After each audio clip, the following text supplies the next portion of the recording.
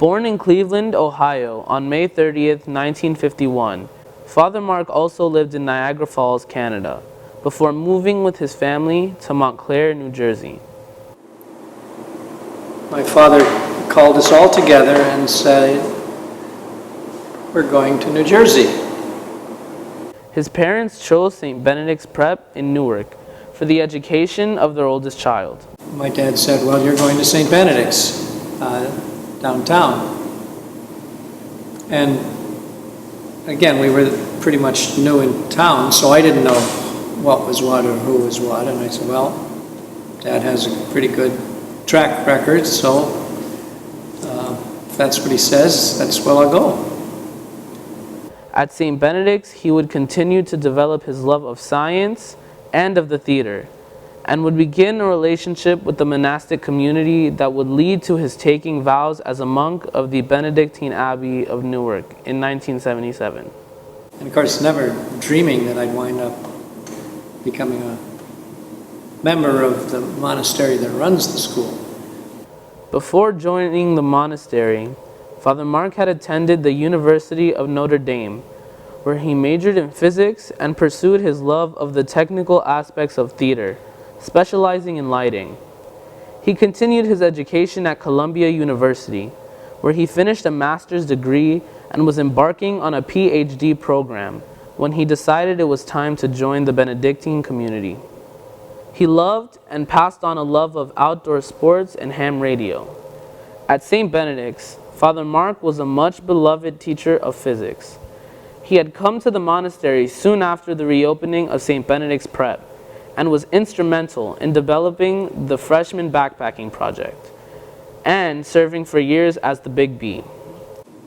Opportunities that I learned through scouting, and including the backpacking trips, of course. He was also in charge of the overnight and the group system, all key elements of the St. Benedict's experience. He believed that teenage boys should do as much as possible for themselves, with adults acting as guides. No adult should be doing anything that a youngster should be doing. And that, I suspect, is one of the things that I stole from the Boy Scouts, and certainly was from my scout leader. He also served for many years as admissions director, helping shape the composition of the student body, and he held that if a boy was willing to work, he should be given a chance. That they really are responsible and capable of being on their own, to make decisions, to follow up on decisions, maybe even most important, to take care for each other. Father Mark loved both experiencing and studying nature, an attitude he tried to instill in the young people under his care. He was a devoted teacher who did not like to see students fail, and so made himself available for endless hours to help students.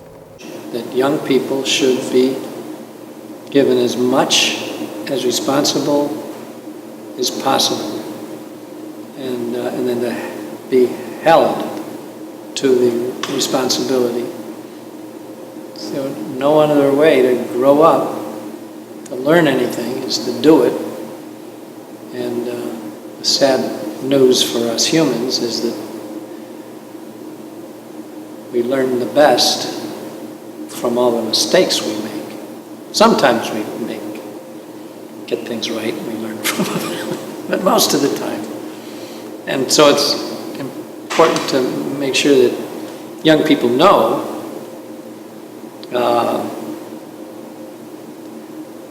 we're not so concerned about them making mistakes. We're more concerned about their not trying, because they're afraid, well, I might have made a mistake. Yeah. He received several awards over the years. The St. Benedict's Prep Alumni Association bestowed on him its Distinguished Monk Teacher Award in 2006. In 2012, he was the recipient of the school's highest award, the Medal of St. Benedict's. From Abbot Melvin's homily at Father Mark's funeral. How early in his life did he become aware of who he is and who he was becoming? I turned to a personal letter he wrote to Abbot Ambrose in January 1970 during his freshman year, second semester at Notre Dame. He was 18 years old. This letter was written to advise the abbot that he was still interested, very much so, in becoming a priest and a scientist, and working at both at the same time. He was clear about himself, his desires, and his vocation very early. Here are Mark's words to the abbot. Quote, "First of all, I have wanted to be a priest ever since I was old enough to know about it. That I wanted to be a priest. It seemed to be God wanted me to be a priest. And all my girlfriends knew that I wanted to be a priest. So it was just when I came back here and managed to have stayed. Happily. I have also had a fantastic interest in science and have done well enough in the sciences to be able to continue through college with it. I remember during an 8th grade retreat with the Graymore priests or something in the upper New York state that I told their vocations director during the interview that I wanted to be a priest and a scientist. He told me he was very sorry. Didn't I know that oil and water didn't mix? Even then, I knew that he was wrong and figured that their mixing was perfect. I knew when I was a little kid that I wanted to be a priest. As a little kid, I would pretend to have offering the Mass. I walked down into town and got some glass vessels and got some orange juice. As a family, always at Sunday church, and I was always an altar boy, and my mom's sister was a religious sister. So I was surrounded, I guess you'd have to say. And I'm delighted. That was settled early in my career. What do you want to be when you grow up? After leading a life devoted to the physical, intellectual, and spiritual formation of young men, Father Mark Payne died on Sunday, July 10th.